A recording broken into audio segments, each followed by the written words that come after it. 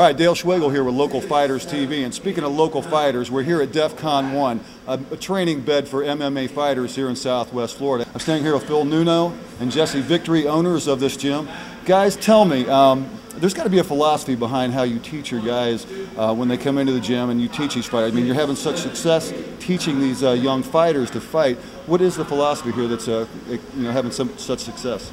Well, I think the biggest thing is right now a lot of the local schools that are around here are kind of bred around the fact that people come in and that's what they want to do is fight.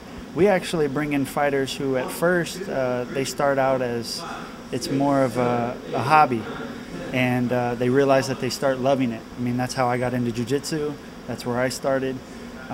It just got to a point where I started to love it. And we try to just let them guys know that it's about them, what they want to do.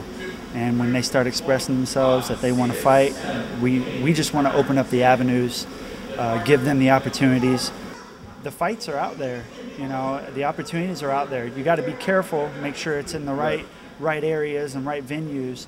And speaking of that, Jesse, I mean, interrupt, but speaking of the venues, I mean, you guys have got to be excited. You got 6 fighters going to be fighting this Friday night at that new AFN event. It's got to be exciting. What's the electricity like here in the gym? Oh, it's unbelievable. I mean, nervousness is first. I mean, just making sure everything is right and making sure all the fighters are comfortable. To be honest, I think I'm more nervous than they are. You're going to be a busy guy that night. Yeah, very busy that night. But they're very excited. I mean, some of these fighters, like I said, it's been so hard to get a fight, and with amateur coming in July, a lot of them are now getting the opportunity.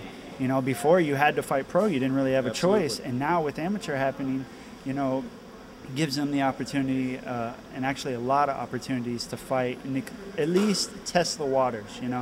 Some of these guys felt like they had to basically jump into the fire, and now at least they got the opportunity to go in there, test their skills, see where they're at, improve before they go into pro. And that's extremely important. You don't want to burn these guys out or have them get hurt beforehand and not be able to make that show. Phil, let me talk to you a little bit about your background. Come on in here a little bit. Give me your background and, like I said, your philosophy on when you're teaching these guys and what made you start this gym. Pretty much I'm the wrestling guy, some boxing. The reason we did start this is it's a funny story. It started, about a year ago? We started about a year ago. It was just, we started as a place for me, Jesse, and I think 4 other guys to train. Well, word got around that there was a gym open, and we weren't charging a lot of money because we weren't in it for the money. We just wanted to cover whatever it cost us for the space.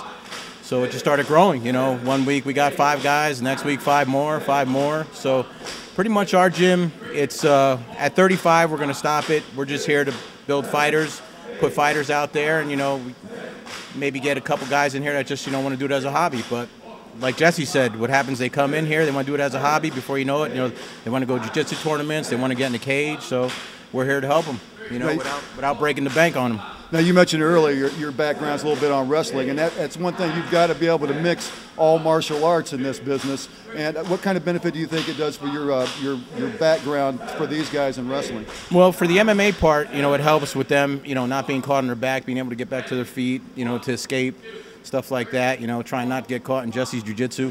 That's what I try and teach them. Other than that, it's big. Wrestling's big in the sport, and back then, I didn't realize, how much it was going to benefit me, but, I'm glad I did it. So.